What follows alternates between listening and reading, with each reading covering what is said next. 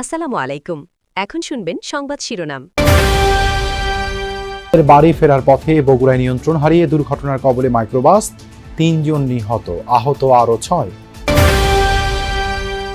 বিদেশি পরামর্শকদের মত উপেক্ষা করে সংসদে সরবরাহ করা হয় নিম্নমানের হেডফোন, এমপিদের অসন্তোষ, অনভিজ্ঞ ঠিকাদারের কারণে ভোগান্তি।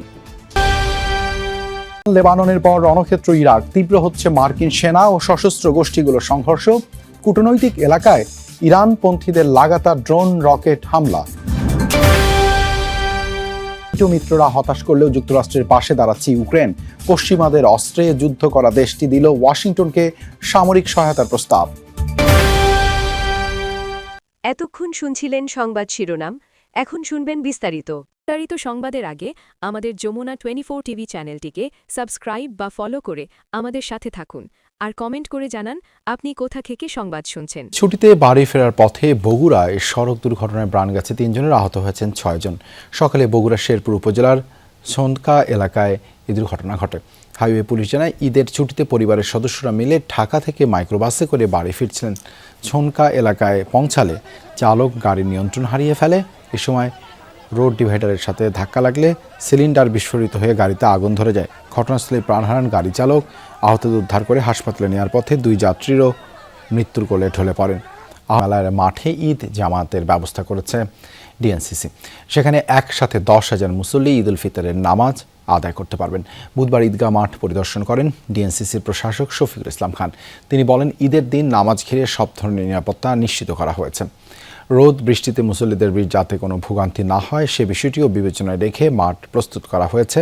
পুরান বাণিজ্য মেলার মাঠে সকাল 8টায় একটি মাত্র ঈদের জামাত অনুষ্ঠিত হবে। তবে এবার ঈদের দিন আগারগাঁয়ে গত বছরের মতো কোনো আনন্দ শোভাযাত্রা কিংবা মেলার আয়োজন করা হবে না বলে জানিয়েছেন ঢাকা উত্তর সিটির প্রশাসক। একসাথে নামাজ আদায় করতে পারবে। তারপরেও যদি আমাদের এক্সট্রা ব্যবস্থা আছে, যদি আরও জামাত আদায়ের জন্য আরও মুসল্লিরা উপস্থিত থাকে, পিছনে খোলা জায়গা আছে, সেখানে আমাদের সকল কার্পেট কিংবা ত্রিপল রেডি থাকবে।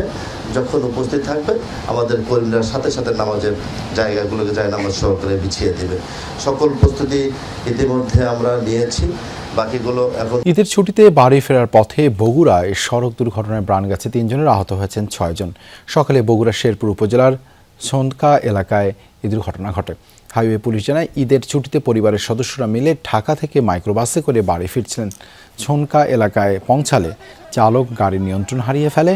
এ সময় রোড ডিভাইডারের সাথে ধাক্কা লাগলে সিলিন্ডার বিস্ফোরিত হয়ে। সাউন্ড কোয়ালিটিও ভালো, তবে তা গান শোনার জন্য। এটি দেওয়া হয়েছে জাতীয় সংসদের অধিবেশন কক্ষে।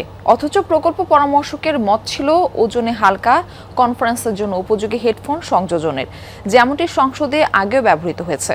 2 দিনের অধিবেশনেই এমপিরা ভুগছেন অস্বস্তিতে, দাবি পরিবর্তনের। সেই অনুযায়ী ব্যবস্থা গ্রহণের প্রস্তুতিও নেওয়া হয়েছে। এতে গচ্চা যাবে রাষ্ট্রের অর্ধ কোটি টাকা। অথচ 6 মাস আগে প্রায় 4 কোটি টাকা খরচ করে মেরামত করা হয় সংসদের শব্দ ব্যবস্থা। ত্রয়োদশ জাতীয় সংসদের প্রথম অধিবেশনেই শব্দযন্ত্রের গোলযোগ, বিলম্ব হয় অধিবেশন শুরুতে। আপত্তি ওঠে হেডফোন নিয়েও। আমার মাইক অন না, হ্যান্ড মাইকে কথা বলছি, মূল মাইকটি এখন অকেজো। এত বড় একটা বোঝা মাথার উপরে দিয়ে আমরা এখানে এই 1 ঘন্টা 2 ঘন্টা বসা সবার জন্য কষ্টকর হচ্ছে। এত বড় একটা জিনিস ওইভাবে কানে মাথার মধ্যে লাগিয়ে রাখা আসলে এটা খুব আরামপ্রদ না আর কি। জাতীয় সংসদের কারিগরি বিষয় দেখভাল করে গণপূর্ত বিভাগ। 2022 সালে একটি প্রকল্পের অধীনে জাতীয় সংসদ ভবনের শব্দ ব্যবস্থা তৈরি করা হয়। 2024 সালে 5 আগস্ট এর কিছু অংশ লুটপাট হয়, যেগুলো আরেকটি প্রকল্পের মাধ্যমে পুনঃস্থাপন করা হয়। এই কাজে প্রাথমিকভাবে 23 কোটি টাকার প্রস্তাব করে গণপূর্ত বিভাগ। বিশেষজ্ঞ হিসেবে লার্স ভিডেকামকে পরামর্শক নিয়োগ দেওয়া হয়। পুরো সিস্টেম পরিবর্তন না করে শুধুমাত্র লুট হওয়া যন্ত্রাংশ পুনঃস্থাপন করে শব্দ ব্যবস্থা চালু করা সম্ভব বলে মত দেন তিনি। 3 কোটি 81 লাখ টাকা প্রস্তাব করে কাজটি পায় আমানত এন্টারপ্রাইজ। ঠিকাদার সৌর ব্র্যান্ডের প্রতিটি 12,500 টাকায় 428টি হেডফোন সরবরাহ করে 53.5 লাখ টাকায়। বিদেশি বিশেষজ্ঞের পরামর্শ নিয়ে বিশ্ববিখ্যাত লেবাননের পর মধ্যপ্রাচ্যের আরেক রণক্ষেত্রে পরিণত হয়েছে ইরাক। দেশটিতে মার্কিন সেনা ও ইরানপন্থী সশস্ত্র গোষ্ঠীগুলোর সংঘর্ষ তীব্র হচ্ছে ক্রমেই। ব্যাপক হামলার শিকার হচ্ছে রাজধানীর মার্কিন দূতাবাস সহ বিভিন্ন কূটনৈতিক স্থাপনা। 24 ঘন্টারও বেশি সময় ধরে লাগাতার চলছে ড্রোন রকেট হামলা। পাওয়া গেছে বিস্ফোরণ, অগ্নিকাণ্ডের খবর। কিরকুকে ইরানপন্থী যোদ্ধাদের অবস্থানেও হয়েছে হামলা।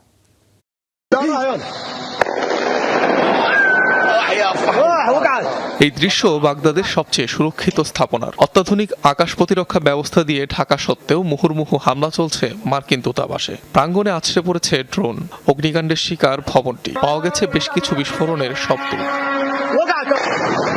মঙ্গলবার থেকে বাগদাদের মার্কিন দূতাবাস লক্ষ্য করে লাগাতার হামলা চালিয়ে যাচ্ছে ইরানপন্থী একাধিক সশস্ত্র গোষ্ঠী। ছোড়া হচ্ছে ড্রোন, রকেট। তবে এগুলোর বেশিরভাগই সি-র্যাম এয়ার ডিফেন্স ব্যবহার করে ধ্বংসের দাবি করা হচ্ছে। অন্তত 3টি ড্রোন শনাক্ত হয় দূতাবাসের রাডারে।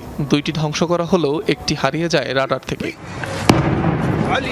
বাগদাদের অন্যান্য স্থানেও পাওয়া গেছে বিস্ফোরণ, হামলার খবর। বাগদাদ বিমানবন্দরে যুক্তরাষ্ট্রের কূটনৈতিক স্থাপনা লক্ষ্য করে ছোড়া হয় অন্তত 3টি ড্রোন। এছাড়াও শহরটির কূটনৈতিক এলাকাগুলোতেও অব্যাহত রয়েছে হামলা। এদিকে কিরকুকে ইরানপন্থী সশস্ত্র গোষ্ঠী PMF এর ঘাঁটিতে হয়েছে হামলা। অগ্নিকাণ্ডের খবরও পাওয়া গেছে।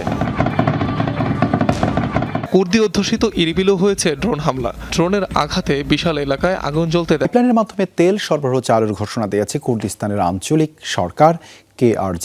এই নিয়ে চুক্তিতে পৌঁছেছে KRG ও ইরাকের কেন্দ্রীয় সরকার। মঙ্গলবার সামাজিক মাধ্যম এক্সে তাদের অঞ্চল দিয়ে তেল সরবরাহের অনুমতি প্রদানের ঘোষণা দিয়েছে কুর্দিস্তানের আঞ্চলিক সরকার। KRGর প্রধানমন্ত্রী মাসরুর বারজানি। চুক্তি অনুসারে বুধবার থেকে তুরস্কের জেইহান জ্বালানি কেন্দ্রে তেল রপ্তানি শুরু করবে দুই দেশ। প্রাথমিকভাবে দৈনিক অন্তত 1 লাখ ব্যারেল তেল রপ্তানি করা হবে বলে আশা করা হচ্ছে। এতে মধ্যপ্রাচ্যে তেল সরবরাহে বিঘ্নের আশঙ্কা কিছুটা কমেছে বলে মনে করছেন বিশ্লেষকরা। ইরানের হামলা ঠেকাতে অত্যাধুনিক সি-র্যাম আকাশ প্রতিরক্ষা ব্যবস্থা মোতায়েন করেছে যুক্তরাষ্ট্র। এই অস্ত্রের সাহায্যে ড্রোন প্রতিহতের দৃশ্য সামাজিক মাধ্যমে ভাইরাল।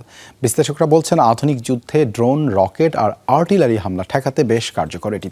শক্তিশালী রাডারের সাহায্যে মিনিটে কয়েক হাজার রাউন্ড গুলি ছুড়ে শত্রু হামলা ঠেকাতে সক্ষম এয়ার ডিফেন্স সিস্টেম। রাতের আধার ভেদ করে ছুটছে বুলেটের ফোয়ারা। ইরাকের রাজধানী বাগদাদে অবস্থিত মার্কিন দূতাবাস ও গ্রিন জোনে ড্রোন হামলা ঠেকাতে অত্যাধুনিক এই সমরাস্ত্র ব্যবহার করে মার্কিন বাহিনী। যুক্তরাষ্ট্রের সমর ভাণ্ডারে থাকা অত্যাধুনিক এই আকাশ প্রতিরক্ষা ব্যবস্থার সংক্ষিপ্ত নাম সি-র্যাম। অল্প দূরত্ব থেকে ছোড়া রকেট, মর্টার বা ছোট আর্টিলারি শেলকে ধ্বংসের লক্ষ্যে সর্বপ্রথম মার্কিন নৌবাহিনীতে কমিশনড হয় এই অস্ত্র।